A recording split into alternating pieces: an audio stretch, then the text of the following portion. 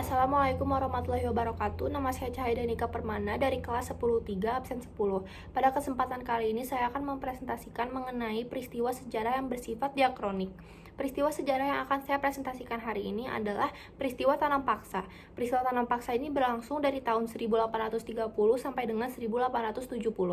Jadi dimulai dari awal, yaitu tahun 1830. Pada saat itu, Belanda itu hampir bangkrut setelah terlibat dalam perang Diponegoro yang berlangsung dari tahun 1825 sampai 1830.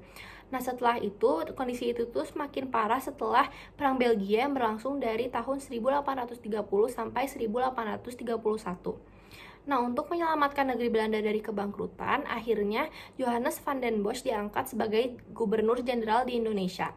Nah, dia ini ditugaskan untuk mengisi uang kas, untuk membayar hutang negara, dan juga untuk membiayai perang. Nah, Gubernur Jenderal van den Bosch memfokuskan kebijaksanaannya untuk dalam peningkatan produksi tanaman ekspor. Nah, dengan itu akhirnya dia mengarahkan kepada negara-negara jajahannya untuk menanam tanaman yang akhirnya dapat dijual laku di pasaran ekspor. Nah, akhirnya tanam paksa ini sudah sendiri diterapkan secara perlahan mulai dari tahun 1830 sampai 1835. Nah, akhirnya sekitar tahun 1840, akhirnya tanam paksa di Jawa ini sudah berlangsung secara komplit gitu. Maksudnya sudah berlangsung secara full. Jadi sudah sepenuhnya berjalan di Jawa.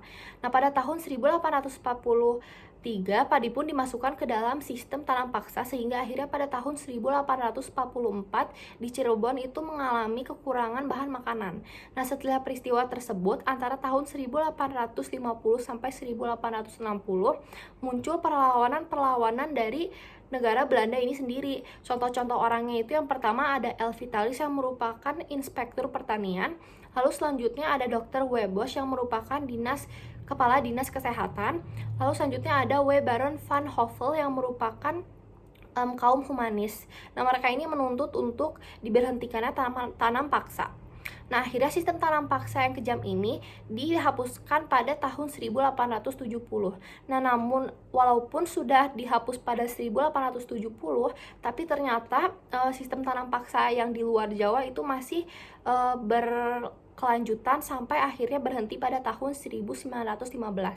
Nah, sekian dari saya. Maaf jika ada kesalahan. Semoga bermanfaat. Wassalamualaikum warahmatullahi wabarakatuh.